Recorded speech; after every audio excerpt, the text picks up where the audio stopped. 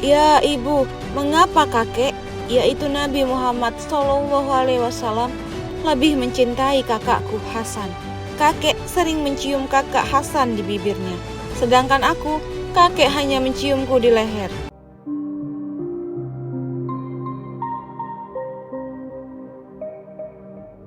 Assalamualaikum warahmatullahi wabarakatuh.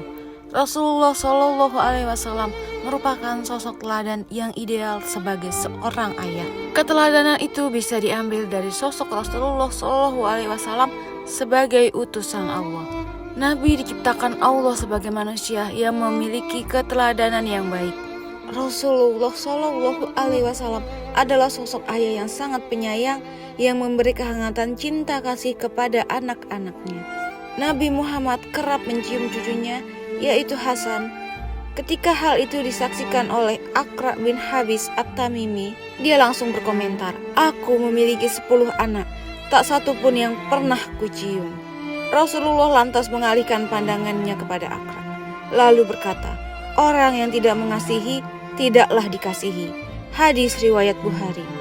Nabi Muhammad juga tidak segan untuk menggendong anak dan cucunya. Hal itu seperti dikisahkan Abdullah bin Ja'far. Rasulullah menjemput kami, yakni Ja'far dan Hasan ataupun Husain, ketika pulang. Kemudian beliau menggendong salah satu dari kami di punggung, sedang yang lain beliau bopong di dada, sampai kami memasuki Madinah. Hadis riwayat Muslim. Mengajak bermain ataupun bercanda dengan anak-anak tidak mengurangi wibawa sebagai seorang orang tua. Bahkan Rasulullah tidak merasa malu saat beliau melakukan hal demikian di depan orang banyak. Seperti diceritakan Ya'la bin Murrah, saat mereka pergi bersama Rasulullah untuk menghadiri undangan makan bersama.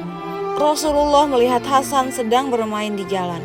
Beliau lantas mempercepat jalan mendahului rombongan, lalu merentangkan kedua tangannya. Hasan berlarian ke sana kemari. Rasulullah mencandainya, lalu merangkulnya. Nabi meletakkan satu tangan di dagunya dan yang lain di ubun-ubun, lalu beliau menciumnya. Hadis ini diriwayatkan oleh Bukhari. Salah satu bukti kasih sayang Rasulullah kepada anak-anak terbukti saat beliau tengah berkhutbah, seperti diriwayatkan oleh Abdullah bin Buraidah. Saat itu Hasan dan Husain memasuki masjid. Melihat mereka hampir terjatuh, Rasulullah Shallallahu Alaihi Wasallam langsung turun dari mimbar dan membopong mereka berdua. Hasan dan Husain kemudian didudukkan di hadapannya. Selanjutnya Nabi membacakan firman Allah, "Dan ketahuilah bahwa hartamu dan anak-anakmu itu hanya sebagai cobaan." Al-Quran Surat Al-Anfal ayat 28. Tidak hanya itu, Rasulullah juga menyayangi anak-anak dan memiliki rasa khawatir terhadap mereka. Bahkan saat sedang melaksanakan sholat, Nabi menyingkat sholatnya dan tidak memanjangkannya. Ketika beliau mendengar anak-anak yang menangis, beliau bersabda, "Pada saat mulai sholat aku ingin memanjangkannya. Namun ketika mendengar ada anak menangis, aku memendekkan sholatku, karena aku ingat kesedihan ibunya jika anaknya menangis." Hadis riwayat Bukhari dan Muslim. Sayyidina Hasan dan Sayyidina Husain merupakan cucu Rasulullah Shallallahu Alaihi Wasallam, anak dari putri bungsunya yang paling disayangi, yakni Fatimah Az-Zahra dengan menantunya Ali bin Abi Thalib. Rasulullah Shallallahu Alaihi Wasallam pernah bersabda bahwa Sayyidina Hasan cucunya kelak adalah salah seorang penghuni surga dan wajahnya yang paling mirip dengan wajah beliau. "Engkau menyerupai aku, baik dari bentuk rupamu maupun akhlakmu." Bahkan Sayyidina Ali bin Abi Thalib sendiri pernah berkata, Hasan menyerupai Rasulullah dari dada sampai ke kepala, sedangkan Husain menyerupai Rasulullah Shallallahu Alaihi Wasallam di bagian-bagian lainnya dari dada sampai ke bawah. Mengetahui hal itu, pada suatu hari Sayyidina Husain kecil menangis dan datang menemui ibunya, Sayyidah Fatimah. Husain kecil lalu berkata, "Ya ibu, mengapa kakek?"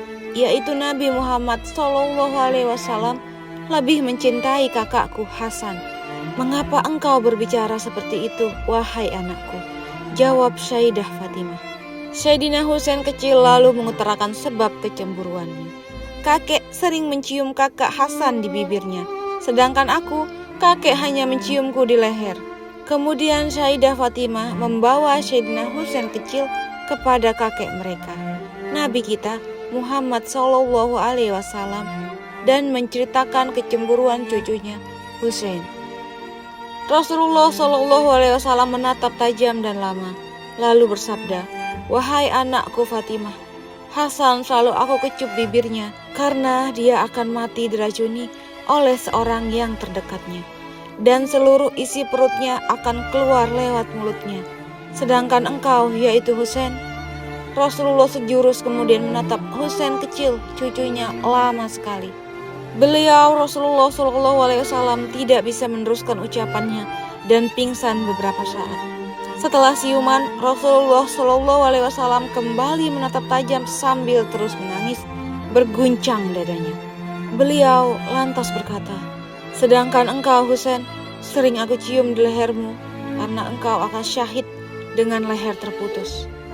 Mendengar penuturan ayah handanya, baginda Rasulullah SAW, Sayyidah Fatimah lalu menahan ledakan tangisnya sambil memeluk putranya Sayyidina Husain yang kelak akan syahid seperti yang telah Rasulullah SAW paparkan.